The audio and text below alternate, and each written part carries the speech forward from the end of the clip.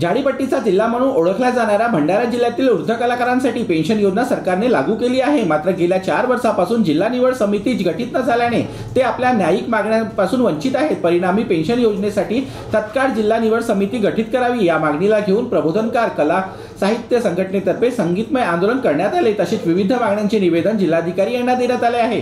तर या आंदोलनाची दखल घेत सरकारने आम्हाला पेन्शन वेळीच दिली नाही तर यापेक्षा उग्र आंदोलन करू असा इशारा आंदोलक कलाकारांनी दिला आहे।